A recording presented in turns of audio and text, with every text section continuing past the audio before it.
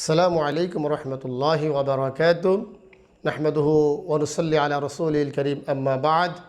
প্রিয় মুসলিম ভাই বোনেরা, ইসলামে একজন মুমিনের মর্যাদা সুউচ্চ এবং অতুলনীয়। মহান রব্বুল আলামিনের দরবারে একজন মুমিনের জানমাল ইজ্জতের মূল্য পবিত্র কাবাগরের চেয়ে অনেক দামি। এই শ্রেণী বিভাজনের মধ্যে আলেমদের মর্যাদা সবচেয়ে বেশি আল্লাহ রব্বুল আলামিনের দরবারে। জনাবে মুহাম্মদ রাসূলুল্লাহ সাল্লাল্লাহু আলাইহি ওয়াসাল্লাম বলেছেন, আল উলামা ওয়ারাসাতুল আম্বিয়া, উলামাগান হলো নবীগণের ওয়ারিস। তাহলে বুঝতেই পেরেছি আমরা আলেমদের মূল্য আল্লাহ রাব্বুল আলামিনের দরবারে কত বেশি।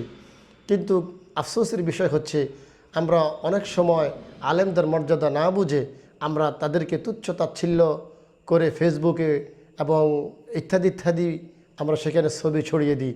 যেরকম রিসেন্টলি আমরা ফেসবুকে দেখতে পেরেছি আমাদের বিশিষ্ট একজন আলেম দ্বীন জনাব তারেক মনোয়ার সাহেব, একজন ওয়াইজ, একজন দায়ী, ওনাকে নিয়ে যে একটা বাজে ছবি আমরা পোস্ট করেছি, একটা নর্তকীকে জড়িয়ে ওনার গলা জুতার মালা পরিয়ে আমরা ফেসবুকে বাজে মন্তব্য এবং ছবি ছড়িয়ে দিয়েছি।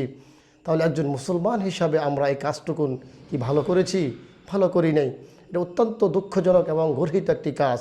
সূরাতুল হুজরাতের 11 নম্বর আয়াতে আল্লাহ রাব্বুল আলামিন এখানে আমাদেরকে উপদেশ দিচ্ছেন, তোমরা ইমান আনার পরে এই সমস্ত গর্হিত কাজ করিও না।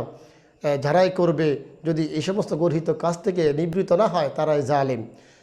এজন্য আমি বলবো যে ভাই এই কাজটুকুন করেছেন, আপনি অত্যন্ত অন্যায়মূলক কাজ করেছেন, গর্হিত কাজ করেছেন। আপনি অবশ্যই তওবা করে আল্লাহর কাছে ক্ষমা চান। আল্লাহ রাব্বুল আলামিন আমাদের সবাইকে এই সমস্ত অন্যায়মূলক কাজ থেকে বিরত থাকার তৌফিক দান করুন। আমিন।